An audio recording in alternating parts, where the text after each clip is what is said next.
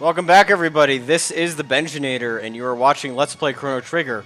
This is part 53, and so we just saved the King of Guardia from an uncertain doom. We finally saved him. We got the Rainbow Shell back, and Melchior has volunteered to help forge weapons from him. But before we actually talk to him, we finally get to do something that we haven't been able to do this entire game. That is explore Guardia Castle in 1000 AD. So, how awesome is that? So yeah, these soldiers all are happy that this is the 1000th anniversary. So, let's check out the tower, see if there's anything exciting here. So, yeah, nothing here. There are a couple of cool treasures that we haven't been able to get before. So yeah, more Hype Brothers. So really advanced stuff. Because remember, the treasures in 600 AD were really basic stuff that you could get from the very beginning of the game. But now we can actually see some more stuff. So this, of course, is the Queen's room. And there is, okay, so those are her tutors, apparently. Yep. These are the people that make sure that she, make sure that she's doing the right stuff. Mega Elixir, all right. So, yeah, it's kind of, you can actually do this a little bit earlier. And there's kind of an argument that goes on, and you actually get kicked out. But now we can explore the whole castle and get some pretty nifty treasures and so forth. So, 'cause that's kind of cool. Now, of course, that we've defeated Yakra and saved the kingdom and so forth. Oh, man.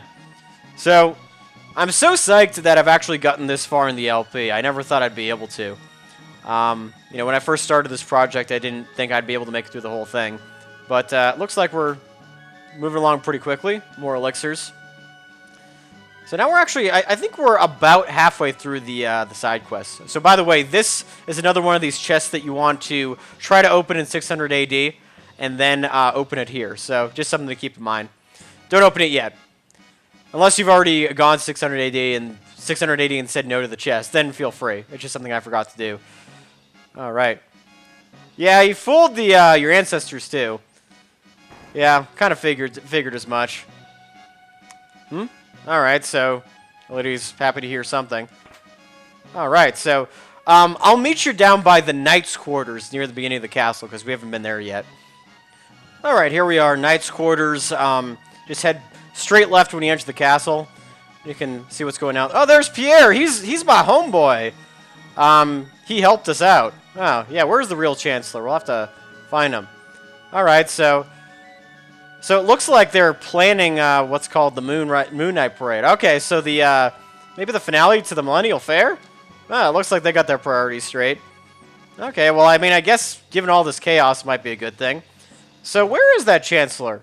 So if you remember, there was that little sparkle in the courtroom that we weren't able to get. So let's head there.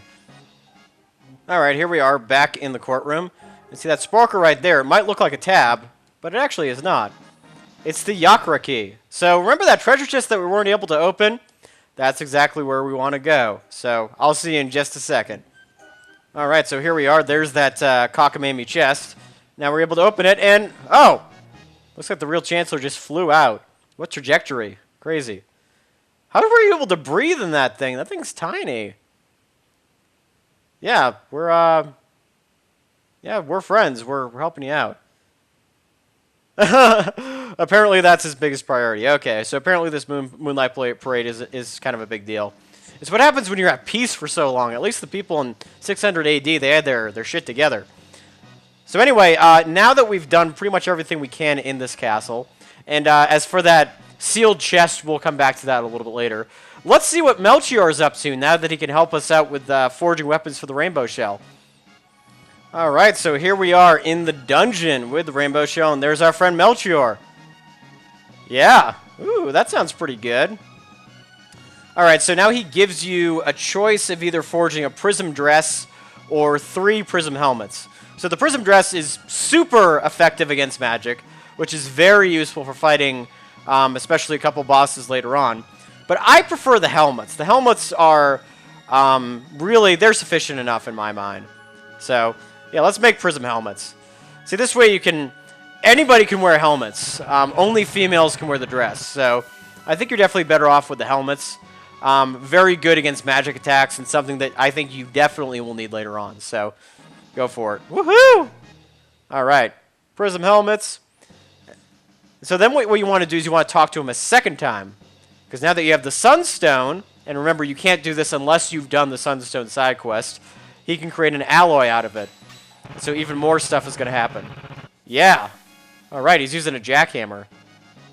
So now, you got the prism specs, which are also pretty cool. And then he's going to do something else. Isn't that awesome?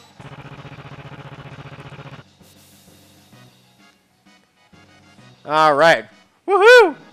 And you got the rainbow! And so let me show you exactly. Okay, so now this is when he's pretty much done with the forging. So let me just show you a second because this will blow your mind. So the rainbow, you might think, oh, what could that possibly be? It is actually the ultimate weapon for Chrono with a 70% critical hit rate. That is so beautiful. Definitely worth getting. And for Marley, I believe that the prism specs actually can raise your... Yeah, ups your attack power to the max. Okay, so... this is something that if you want to put on Chrono, you definitely can. Or you can put it on somebody else. And for the future, I'm probably going to put that on either Frog or Robo. So, alright. Fantastic. Things are looking pretty good. Getting some fancy weapons. Getting some nice armor, too. So, what are we going to do next? Well, remember that Gaspar said that there was a place in the future where technology thrives. So, we are going to be going there next. So I will see you in the year 2300 AD in just a few minutes. Alright, here we are in the future on the Island of Technology. Or as it's actually called, the Genodome. So, before you go into this dungeon, first of all, I do want to show you that I have switched my party a little bit. And, so one thing that's very important for this dungeon is putting Robo actually up front. You want him to lead the party. And so these... I would say that there is absolutely no point in not using the Prison Helm for any members that you're using in your party, because, as you can see, just to give you it increases your defense, really boosts your magic defense, and it locks your status. So you're basically immune to any type of status effect. And so Chrono's got the rainbow, which we're going to be seeing. I put the prism specs on Ayla just to increase her attack power, and I think that we got a pretty solid team here. So let me just show you briefly where we are on the map so you don't get lost. And then we'll head into the Genodome, which is going to be, it's going to be an interesting place for Robo. So there he is, just southeast of the world. Perfect. Let's see what this place is all about. Genodome, Genodome. There's only so many places in the future you can go, so... Alright, we get to hear that factory music again. Pretty funky. So... Alright. Who enters? Who dares disturb my slumber? Oh. Hey, we're not defiling this place. Alright, so apparently some creepy voice is gonna let us in. Alright, looks like we're stuck in here. So let's see what craziness we can do. Alright, so we're gonna be put on a conveyor belt. Let's see what dangers lie ahead. Alright, so these guys might look familiar. Remember the debuggers from way back when? Well, here they are. The debuggists. All right. Not bad. And so now we get to see the full power of, well, almost the full power of Chrono's sword. But yeah, look at that. Just one swipe does about 400 damage. So that's pretty good. It's not bad at all. So yeah, Robo I kind of kept with the gold earring. I like to kind of have him as my tank. Definitely fun stuff. And so Ayla, of course, has maximum attack power. I believe she does now. Yeah, but look at that. Almost 1,000 damage by Chrono with the rainbow sword. So, oh yeah. Oh yes. And now we got Twister, the triple tech, with Chrono, Robo, and Ayla. How awesome is that?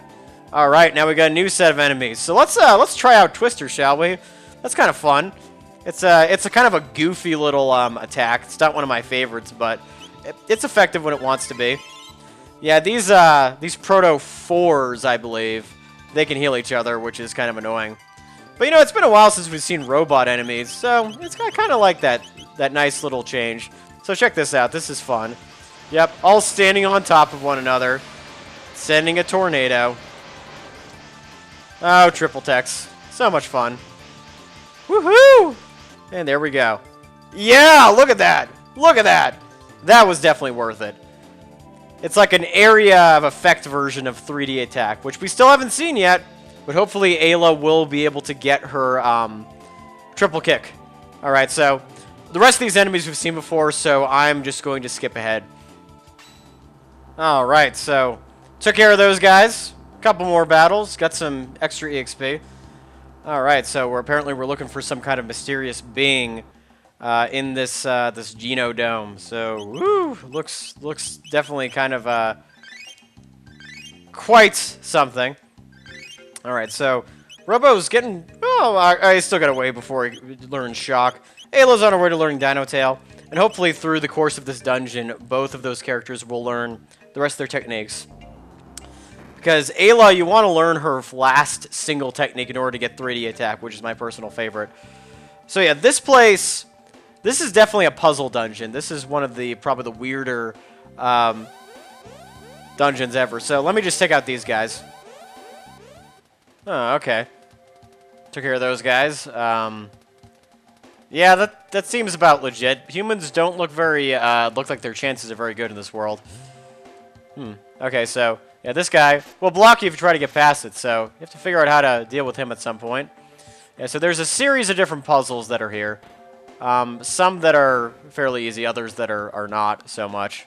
So, yeah, I'm just giving you kind of a survey of the different ones before time arrives. So if you go in here, I believe there's an elevator that takes you upwards. So... This is kind of a fun little dungeon. It's one of my favorites just because it's a little bit more creative. And there, of course, is a save point. So, we are in the Geno Dome, and there are going to be a series of different traps and boogeymen and craziness that we're going to have to deal with. So, are we going to be able to make it? We'll have to find out in the next episode of Let's Play Chrono Trigger. This is the Benjinator, and thank you guys once again for watching. I will see you next time.